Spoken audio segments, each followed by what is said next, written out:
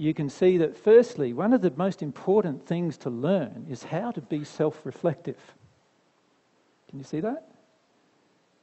Because if you're not self-reflective, you need somebody else. You're dependent upon somebody else to tell you what's going on with your life. So one of the very best things we can learn to do is become more and more self-reflective. And to be self-reflective is actually an attribute of humility. I don't know if you've noticed, but the majority of people who look particularly in like spiritual circles, and it doesn't matter whether the spiritual circle is a religious type of thing, like a Christian faith or a Muslim faith or some other faith like that, or some kind of spirituality that's involved in New Age type of pursuits, most people generally avoid self-reflection. They're not good at seeing themselves. They're often quite good at seeing everyone else. We seem to have a very good feel generally, or many of the times, about what everybody else is doing wrong. But when it comes to ourselves, we are often very limited. Now, that is because generally we have developed this state of arrogance, rather than humility. And what we've come to do is we've come to believe that our own perception of ourselves is correct. You know, we believe our own Facebook page.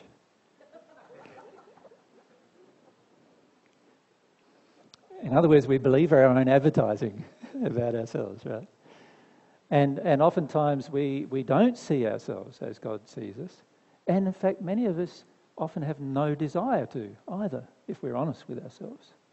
We want to maintain a certain impression of ourselves that we also give to the world, and we have no desire to do it any differently many times.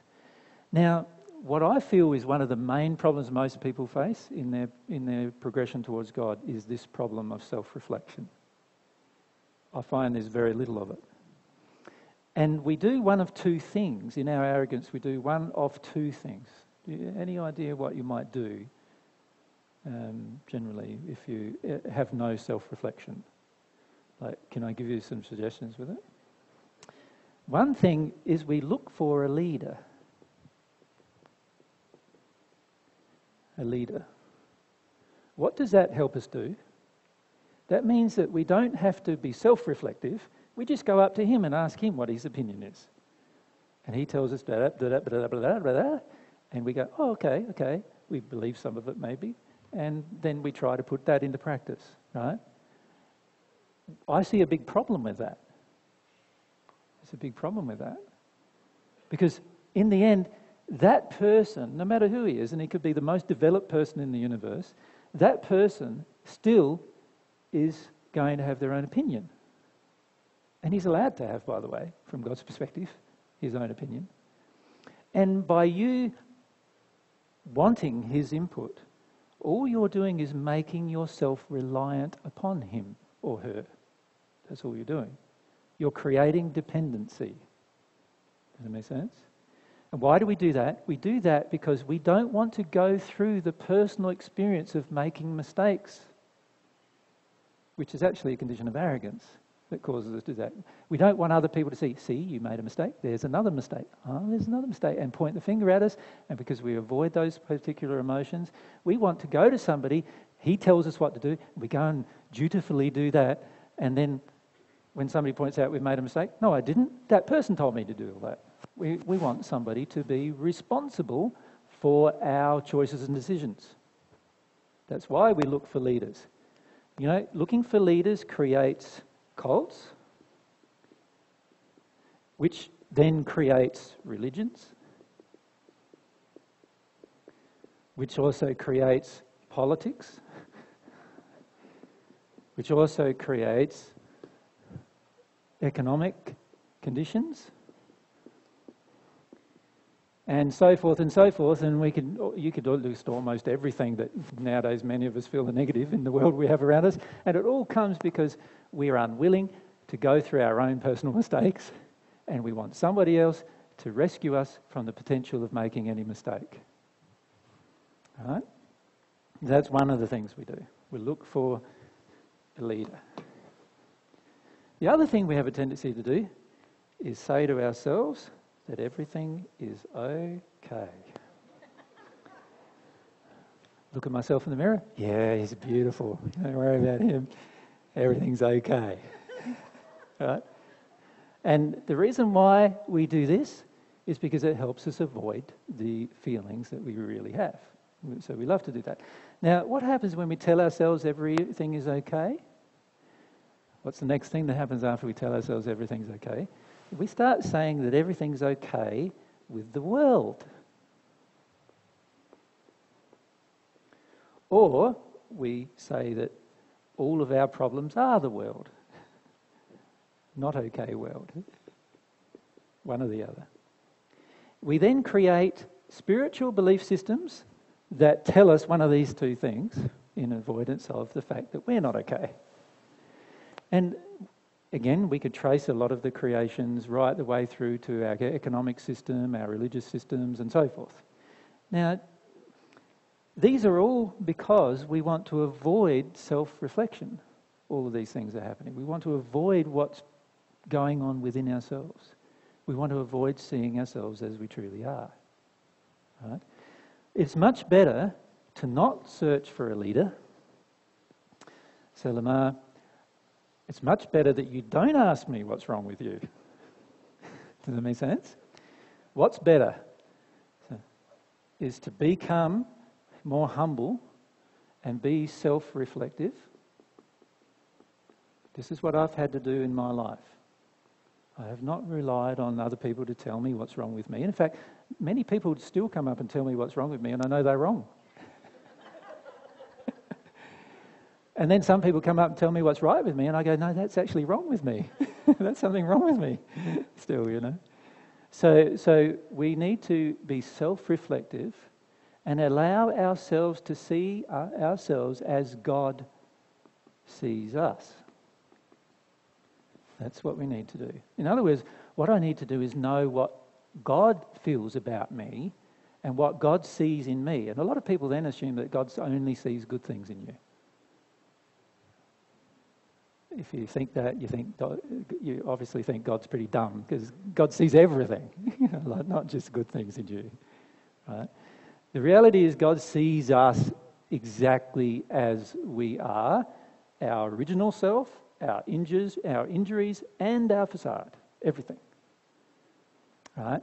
And God's laws are all trying to expose to us at every single moment what we are. So you've heard of the law of attraction, yes? You know, and I'm not talking about some new age concept of this law. I'm talking about this law that God created that is actually demonstrating to us at every single moment of our existence. Even when you're asleep, you're in the spirit world having experiences. You're having your sleep state experiences. And even there, this law is still in operation, trying to show you what you are right now.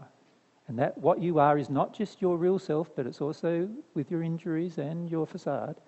And God's law is trying to show you what you are. Then there's another law called the law of cause and effect. And that's trying to show you what you create. Right? It's trying to show you what you create. It's trying to show you the relationship between what you've created and why you created it. Then there's another law called the law of compensation. And that law is giving you pain to show you a feedback system to show you that you've done things that are out of harmony with love. That's what that law's for.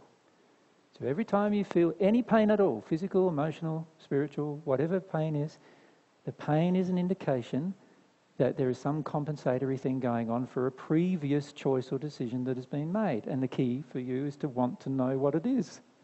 Right? Now, I could list more laws, and every one of them are laws of love that God is has created so that you, personally, without assistance from anyone else, can actually see everything about yourself. And all I'm trying to share with you is how to do that. Does that make sense? So I don't want you to do what I tell you to do. What I want you to do is to know how you can engage this process with God so that you can sort everything out for yourself. In other words, you become what I would call self-responsible individuals. That's what God wants you to become, a complete self-responsible individual. So this is very, very important. So in answer to Lamar's question, basically what I feel needs to occur is rather than asking, and you're allowed to ask anything in these seminars, by the way, including about yourself, but rather than asking questions about what is my single biggest injury, my feeling is, what do you think your single biggest injury is? Number one. Number two, are you doing something about that every single day to fix it? Or are you just putting it on the back burner all the time, putting it aside, not dealing with it? Right? What are you doing? Do you have a will to even address the issue? And if you have no will to address the issue, what are you doing to fix that? Do you see? These are the kinds of questions that I ask myself every single day. And to me, these are the kind of questions that need to be asked by every single person every single day.